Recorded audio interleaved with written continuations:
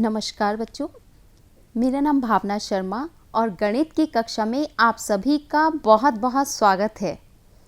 आशा करती हूँ आप सभी स्वस्थ हैं और अच्छी तरह से कुछ मनोरंजक सा कार्य कर रहे हैं। तो प्यारे बच्चों, आज हम पूछते हैं कि रिंकी, खुशी और बाकी सब बच्चे अपने घर से क्या क्या लेकर आए हैं। तो रिंकी ने बताया कि रिंकी अपने घर से बहुत सारे टॉयज़ लेकर आई है और साथ में जो मैंने बोला था तो रिंकी लेकर आई है छोटे छोटे 8 स्टोन। अब खुशी ने बताया कि खुशी अपने घर से 12 बैंगल्स लेकर आई है, मतलब 12 चूड़ियाँ। बहुत अच्छे। तो बच्चों, जैसा कि मैंने बताया था उसी अनुसार रोहित भी कुछ लाया है। रोहित अपने घर से जो रास्ते में उसको मिले थे तो 16 पत्ते लेकर आया है। और इसी तरह बच्चों, सभी बच्चे थोड़ा थोड़ा कुछ कुछ सामान जो भी उनको रास्ते में मिला उन सबको एकत्र किया और एकत्र करके अपनी क्लास में लेकर आए हैं। तो प्यारे बच्चों, जब क्लास में सब बच्चे सामान लेकर आए हैं तो हमारे पास इसका कुछ ना कुछ रिकॉर्ड तो होना चाहिए कि कौन बच्चा क्या लाया है। तो इसलिए हम रोहित को यह जिम्मेदारी देते हैं कि रोहित, आप आओ और सभी बच्चों के सारे सामान को की एक लिस्ट बनाइए और उस लिस्ट में मेंशन करो कि कौन बच्चा कितने क्या क्या लेकर आया है सामान। जैसे खुशी लाई है, स्टोन लेकर आई थी तो उसके नाम के आगे खुशी लिखिए और स्टोन लिखिए। इसी तरह रिंकी या रोहित, जो भी बच्चा जो सामान लेकर आया है उसके नाम के आगे वही आप सामान लिखिए।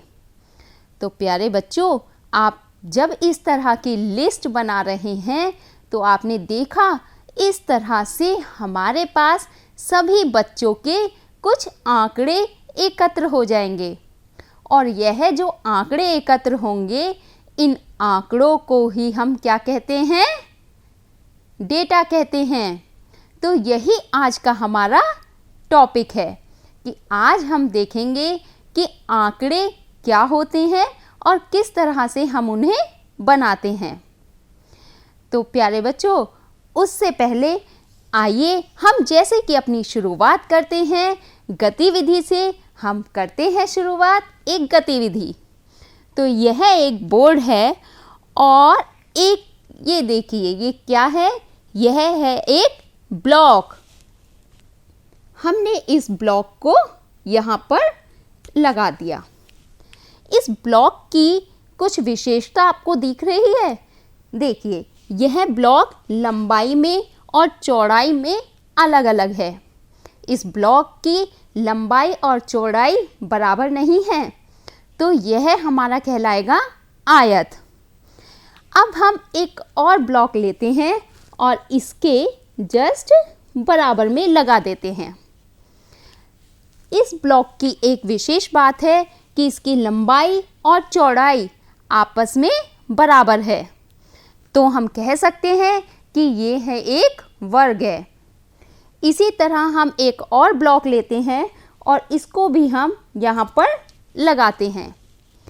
आपने देखा, यह भी एक वर्ग है क्योंकि इसकी लंबाई और चौड़ाई बराबर है।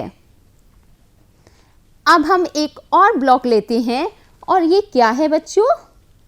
यह है, देखिए, यह है एक त्रिभुज। और इसकी विशेषता क्या है? त्रिभुज में कितनी भुजाएं होती हैं? इसमें 3 भुजाएं होती हैं। तो त्रिभुज भी हमने लगा दिया। अब आपको कुछ कुछ समझ में आने लगा होगा कि हम यह क्या बना रहे हैं। हम एक और ब्लॉक लेते हैं और उसको यहाँ पर लगा देते हैं। देखिए आप, इसी तरह हम एक और ब्लॉक लेते हैं और इसको भी यहाँ पर लगा देते हैं। आपने देखा, इसकी भी लंबाई और चौड़ाई अलग अलग है, तो लंबाई और चौड़ाई अलग होने के कारण यह भी एक आयत है और यह भी एक आयत है। अब थोड़ा सा इसको डेकोरेट कर देते हैं और बिल्कुल सही समझ रहे हैं आप, हम यह एक घर बना रहे हैं। इसको थोड़ा सा डेकोरेट करने के लिए हमने यह लगाया। अब ये क्या है? यह एक वृत्त है। और इसी तरह अब हम घर है तो रास्ता भी होगा, तो रास्ता भी बना देते हैं कुछ इस तरह। तो देखिए यह भी हमारा आयत है। तो देखा, हमने एक घर बना दिया। तो अब आइए मेरे साथ आप भी एक घर को बनाइए। यह घर आपको दिखाई दे रहा है। आपको करना यह है कि आप इसमें एक एक ब्लॉक को देखकर लगाइए और मेरे साथ साथ आप भी उतना ही गति से कार्य कीजिए। तो जल्दी से शुरू हो जाइए। हमने लगाया यहाँ पर एक पहला ब्लॉक। जो गतिविधि हमने अभी करी थी उसको आप देखिए कि यहाँ पर हमने एक बॉक्स लगाया है। जो ब्लॉक हमने लगाया है यह एक आयत है। एक और ब्लॉक हमने लगाया, इसकी लंबाई और चौड़ाई कैसी है बच्चों? बराबर है, तो यह एक वर्ग है। अब एक और वर्ग हमने लगाया, इसकी भी लंबाई चौड़ाई बराबर है और यह भी एक वर्ग है। और हमने एक और ब्लॉक लगा दिया। अब एक और ब्लॉक हमने लगा दिया। तो मेरे साथ साथ बना रहे हैं ना आप? अब देखिए हमने इसमें एक त्रिभुज भी बना दिया और त्रिभुज की शेप दे दी। इसको डेकोरेट भी कर दिया और हमने इसको एक गेट भी बना दिया। अब आप देखेंगे कि हमने इसमें तरह तरह के ब्लॉक्स को जोड़ दिया है और जोड़ने के बाद एक घर की शेप दे दी है और आप सबने भी बहुत सुंदर घर बना लिया है। तो अब आपको करना क्या है? हमने चित्र को देखकर घर तो बना लिया। अब हमें यह देखना है, हमें गिनना है कि इसमें कितनी आयत है, कितने त्रिभुज हैं, कितने वृत्त हैं और कितने वर्ग हैं। तो आप देखेंगे बच्चों कि यहाँ पर ये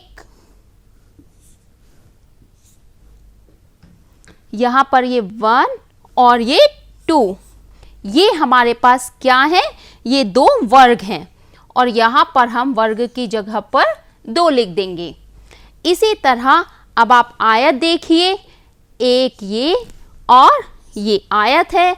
यह भी हमारी आयत की शेप है और इसके साथ साथ जो हमारा दरवाज़ा बना हुआ है यह भी हमारी आयत की शेप है। तो 1 2 3 4, यह हमारी क्या है? 4 आयत हैं। अब इसमें त्रिभुज एक है और वृत्त भी एक है। तो देखा, इस तरह से हमने इसके सारे आंकड़ों को एकत्र कर लिया है कि कितने त्रिभुज हैं, कितने वर्ग हैं। तो जब किसी भी प्रश्न में या किसी, अब यहाँ पर क्योंकि हमने आयत वर्ग ले रहे थे तो हमने उनके आंकड़ों को एकत्र कर लिया। अब कुछ इसी तरह हम देखते हैं कि यहाँ पर बात हो रही है रिंकी की और रोहित की।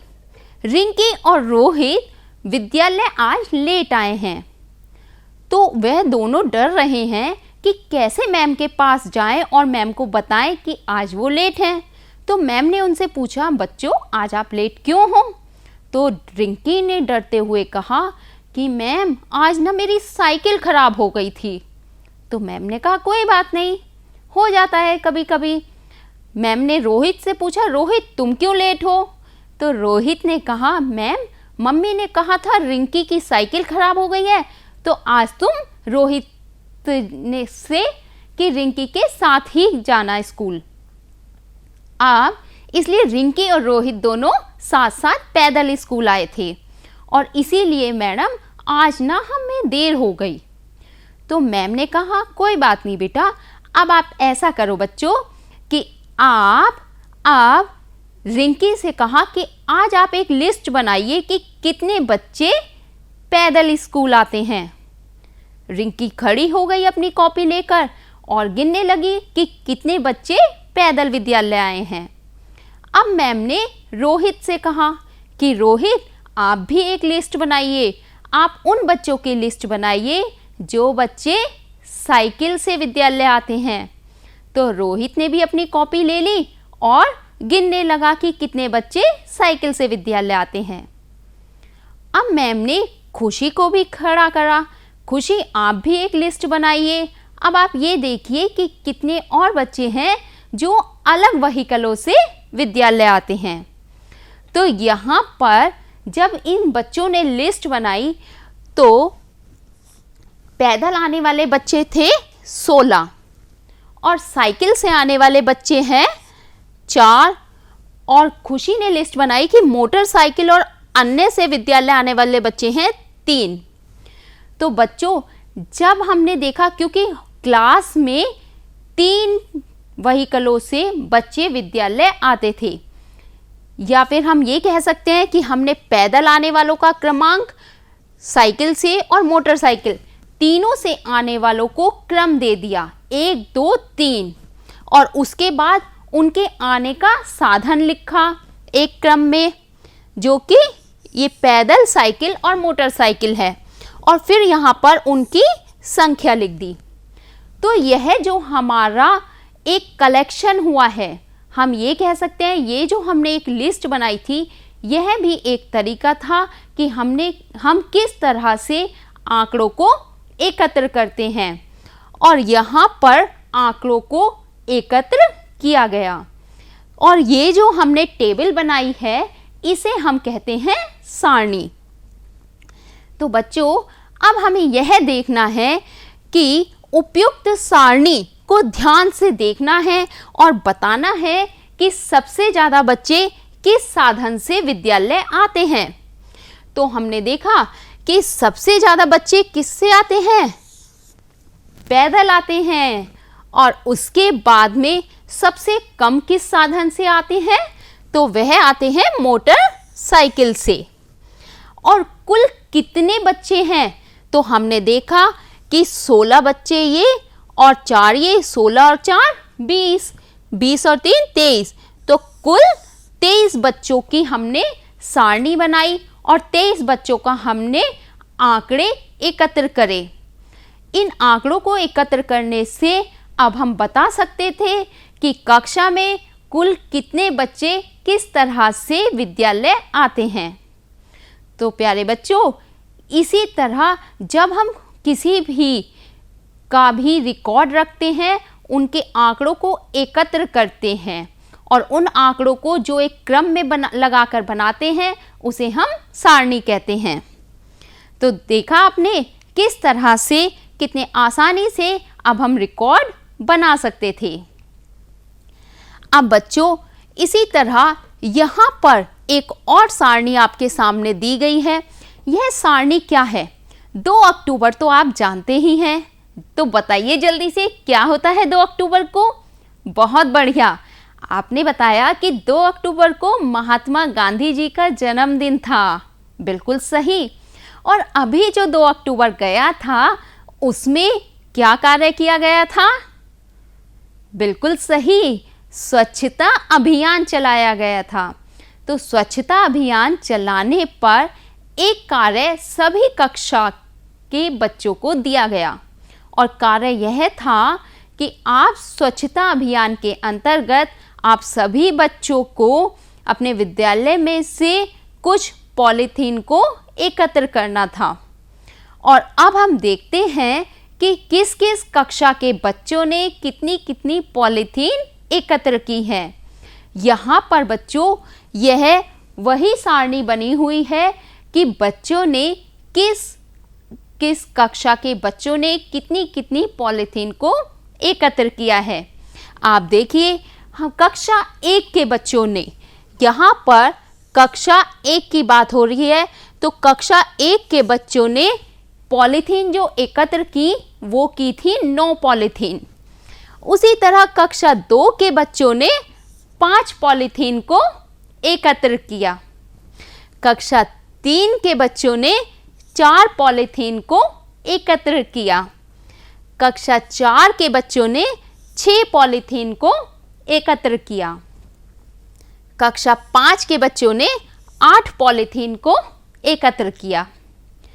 तो यहाँ पर हमने इन सब आंकड़ों की एक सारणी बना ली है और इस सारणी के अनुसार जब हमने इसका टोटल किया तो 9 और 5 14 और 4 18, 18 और 6 24, 24 और 8 32। तो कुल आया हमारे पास कितनी पॉलीथीन एकत्र हो गई हैं? 32 पॉलीथीन। और इन पॉलीथीन से हमें यह भी पता चला कि किस किस कक्षा के बच्चों ने कितनी पॉलीथीन एकत्र की हैं। तो यहाँ पर बच्चों, जब हम इस तरह के प्रश्नों को हल करते हैं तो हम सबसे पहले यह देख लेते हैं, जैसे कि क्लास हमने देखा, आप यहाँ देखिए, यहाँ क्लास है और एक ने क्योंकि सबसे ज़्यादा पॉलीथीन एकत्र की हैं, कितनी? 9। तो हमने क्लास वाइज लगा लिया है कि सबसे पहले उन्हें कितनी पॉलीथीन एकत्र की। तो कक्षा 1 ने 9 पॉलीथीन एकत्र की, 5 ने करी 8 और 4 ने कितनी करी बच्चों? 6 करी और 2 ने कितनी करी है? 5 करी हैं और 3 ने 4 पॉलीथीन। 3 सबसे पीछे इसलिए आया बच्चों क्योंकि उसने सबसे कम पॉलीथीन एकत्र करी। तो अब हम अपने प्रश्न की तरफ चलते हैं। प्रश्न था कुल कितनी पॉलीथीन की थैलियां एकत्र की गई। तो यहाँ पर हमने जब टोटल किया था तो हमने देखा था कि कुल 32 पॉलीथीन की थैलियां एकत्र की गई हैं। अब प्रश्न है कि किस कक्षा के बच्चों ने सबसे अधिक पॉलीथीन की थैलियां एकत्र की हैं। तो हमने जो अपने आंकड़े एकत्र करे थे, उन आंकड़ों के आधार पर हमने देखा कि सबसे ज़्यादा पॉलीथीन की थैलियां कक्षा 1 के बच्चों ने एकत्र की हैं। तो कक्षा 1 जो है वो फर्स्ट आ गई। अब किस कक्षा के बच्चों ने सबसे कम पॉलीथीन की थैलियां एकत्र करी हैं? यहाँ पर बच्चों बात हो रही है सबसे कम की। तो सबसे कम एकत्र की थी कक्षा 4 के बच्चों ने, कक्षा 3 के बच्चों ने, क्योंकि कक्षा 3 के बच्चों ने 4 पॉलीथीन एकत्र की थी। तो सबसे अधिक किस कक्षा ने करी? कक्षा 1 ने। और सबसे कम किस बच्चों ने करी? कक्षा 3 के बच्चों ने। तो इस तरह जो हमने दोनों ही चर्चाओं में सूचनाएं जो दी गई हैं वो सूचनाएं ही आंकड़े हैं और इन आंकड़ों को सारणीबद्ध करने को सारणी बनाना कहते हैं। तो प्यारे बच्चों, आशा करती हूँ आपने सारणी बनाना अच्छी तरह सीख लिया है। अब हम एक और प्रश्न की तरफ चलते हैं। यहाँ पर कुछ बच्चों के नाम दिए गए हैं और उन बच्चों के नाम के साथ साथ लिखा हुआ है कि वो बालक हैं या बालिका हैं और साथ में यहाँ पर उनकी लंबाई दी गई है कि किस बच्चे की लंबाई कितनी है। और यहाँ पर कुल बच्चों 15 बच्चे दिए गए हैं। उन बच्चों के ये नाम हैं। अब हमने उनके नाम के आगे लिख दिया कि यह बालक है, यह बालिका है या ये बालक है और यह है उसकी हाइट यानी कि लंबाई। हमें करना क्या है? सबसे पहले प्रश्नों को हल करने से पहले हमारे पास ये जो हाइट दी गई है बच्चों, हम क्या करते हैं, इस हाइट को हमने एक क्रम में लगा लिया कुछ इस तरह से कि सबसे ज़्यादा हाइट किसकी है, यानी कि जो लंबाई है वो सबसे ज़्यादा है 128। फिर 128 के बाद कितनी है? 127 है और 127 के बाद कितनी है? 126 है। तो इस तरह से हम क्या करेंगे, हमने एक इसकी टेबल बना ली है और ये हमारे पास ये आ चुकी है और इसको हमने लिख दिया है एक क्रम में कि सबसे ज़्यादा 128 है, फिर 127, 126, 125। इस तरह टेबल बनाने के बाद अब हम चलते हैं अपने प्रश्न की तरफ। तो हमारा पहला प्रश्न कहता है कि सारणी में कुल कितने बालक और कितनी बालिकाएं शामिल हैं। तो अब हम बालक भी गिन लेते हैं। यहाँ पर बालक हैं 1, 2, 3, 4, 5, 6 और 7। तो यहाँ पर बालक कितने हैं बच्चों? 7 हैं। अब हम यह गिनते हैं कि कितनी बालिकाएं हैं। तो 1, 2, 3, 4, 5, 6, 7 और 8। और बच्चों क्योंकि 7 बालक थे और 8 बालिका, और टोटल कितने हो गए? 7 और 8 15, और कुल 15 ही बच्चे हैं। तो यहाँ पर कुल कितने बालक हैं? 7 बालक हैं और बालिकाएं कितनी हैं? 8 बालिकाएं हैं। इसी तरह अब हम अपने दूसरे प्रश्न की तरफ चलते हैं कि कितने बच्चों की लंबाई 120 सेंटीमीटर या उससे अधिक है। तो बच्चों यहाँ पर जो हमने नीचे एक टेबल बनाई थी उसमें 120, यानी कि आप यहाँ पर आ जाइए तो आप देख सकते हैं 118, 114, 113, ये आपके 120 से नहीं, इसमें अधिक पूछा है। तो अधिक पूछा है तो अधिक वाला हम इस तरफ चलेंगे कि 120 से अधिक 1, 2, 3, 4, 5, 6, 7। 7 बच्चों की जो लंबाई है वो 120 सेंटीमीटर से अधिक है। अगर वो कम पूछता तो हम इस तरफ चलते कि 118, 114, लेकिन अधिक पूछ रहा है तो अधिक के लिए हम इस तरफ गए हैं। 122, 123, 124, 125, 126, 127 और 128। अब यहाँ पर पूछ रहा है कि कितने बच्चों की लंबाई 110 सेंटीमीटर। अब आप देखिए यहाँ पर कम की बात कर रहा है वो, लेकिन कम की जो बात कर रहा है वो कह रहा है 110 सेंटीमीटर से कम। 110 सेंटीमीटर कहाँ है हमारा? 110 सेंटीमीटर है हमारा, यहाँ पर आ जाइए आप। 110 सेंटीमीटर 1, 2 और 3। 3 बच्चों की जो लंबाई है वो 110 सेंटीमीटर या उससे कम है। सबसे लंबा बालक और सबसे लंबी बालिका का नाम बताना है। तो यहाँ पर हम देखते हैं सबसे ज़्यादा लंबाई किसकी है? 128 सेंटीमीटर, और सबसे कम कितनी है? 107 सेंटीमीटर। तो सबसे लंबे बालक, लेकिन यहाँ पर बालक का पूछ रहा है, तो अब देखते हैं 128 पे क्या कोई बालक है? हाँ बच्चों, 128 पे है अनवर। और अब बालिका का देखते हैं। बालिका सबसे लंबी बालिका है। बालिका की लंबाई में अब आप देखेंगे इधर बालिका में हमारे पास 128 के बाद 127 है, लेकिन ये भी बालक है। फिर 126 है, वह भी बालक है। तो 126 के बाद है हमारे पास 125 सोनी की हम लंबाई देखेंगे तो वह लंबाई सबसे ज़्यादा है बालिकाओं में। 127 पे भी पीटर है और 126 पे भी मदन है। 125 पे ही हमारी कौन है? सोनी है।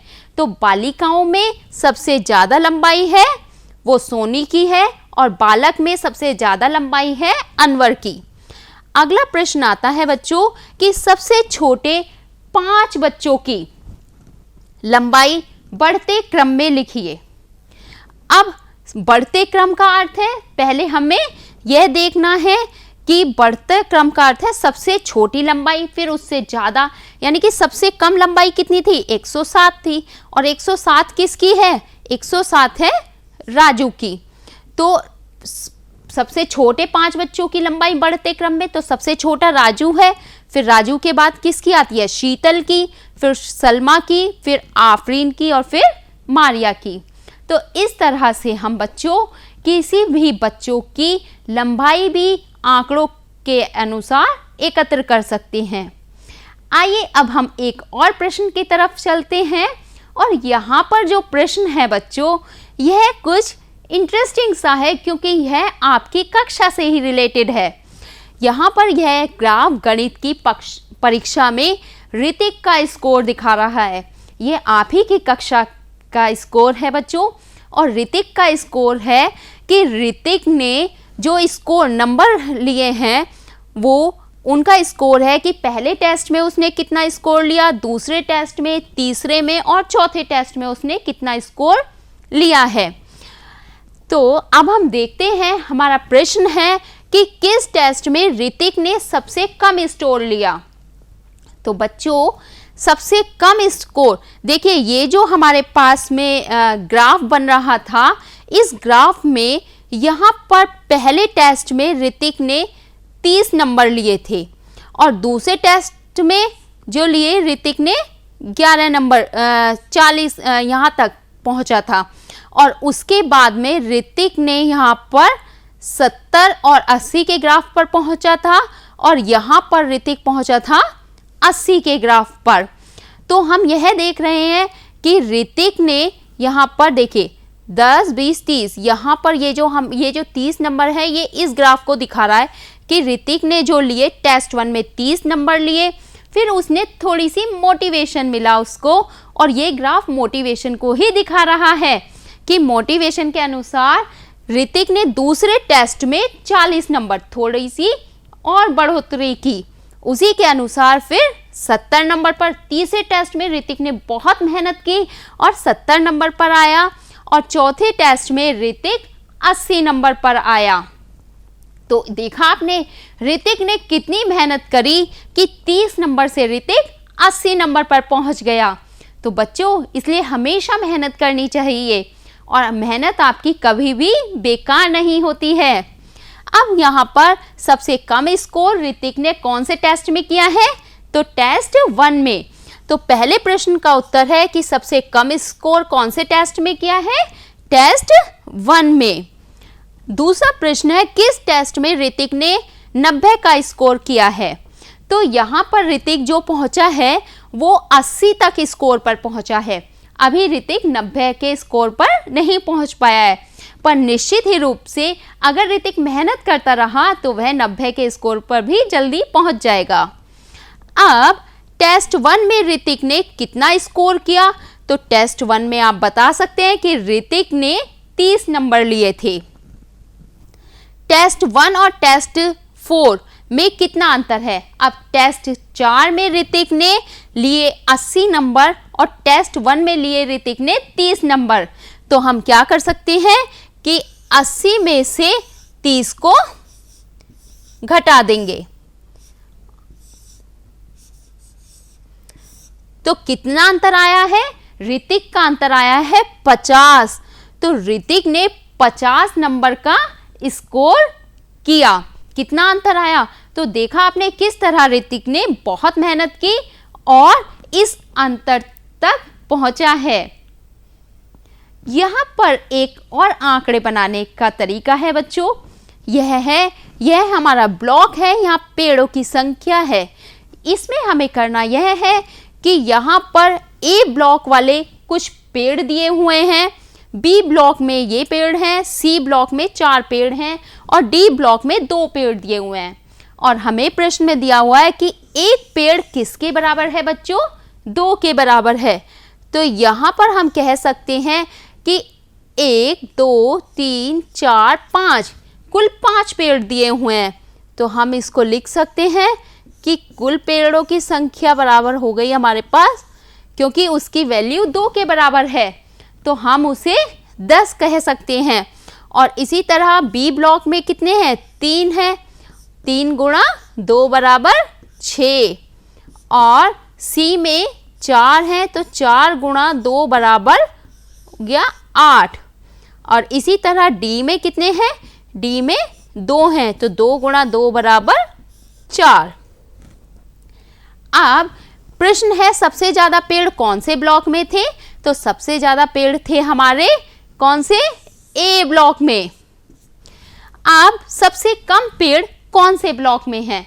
तो सबसे कम पेड़ हैं हमारे बच्चों डी ब्लॉक में। अब ब्लॉक सी में पेड़ों की संख्या बताइए। तो 4 पेड़ हैं और एक पेड़ 2 के बराबर था, तो ब्लॉक सी में पेड़ों की संख्या कितनी है? 8 है। और सभी ब्लॉकों में कुल कितने पेड़ हुए?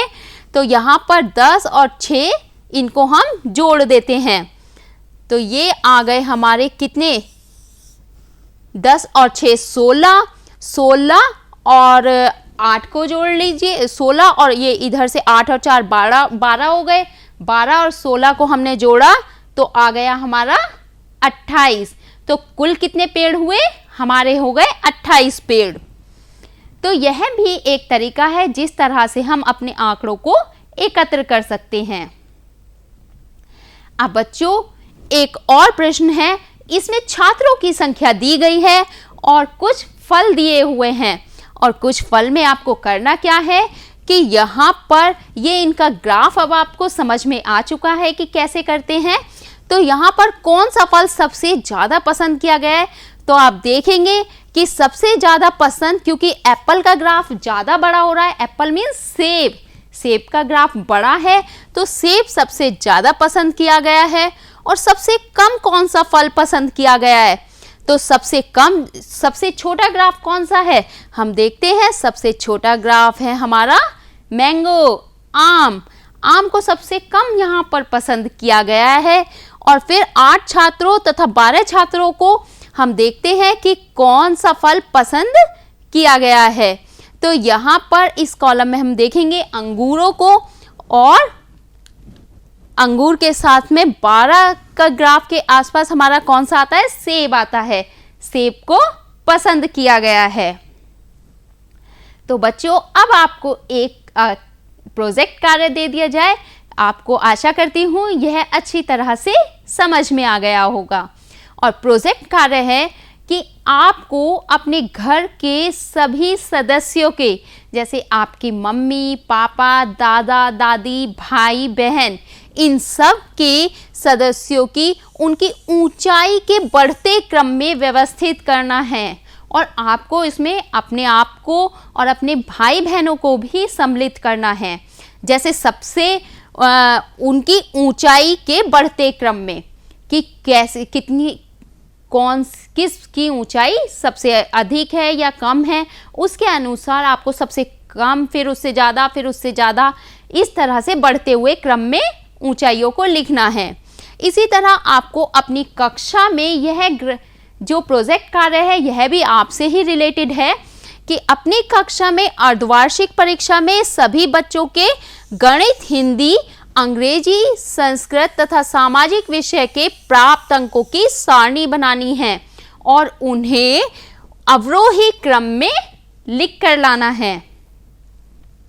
तो प्यारे बच्चों, आज हमने सीखा कि तथ्यों या सूचनाओं के समूह को आंकड़े कहते हैं और उन्हें समूह में या उन्हें किस तरह संख्या में लिखा जा सकता है। आंकड़ों को सारणी के रूप में प्रस्तुत करना ही सारणी बनाना कहलाता है।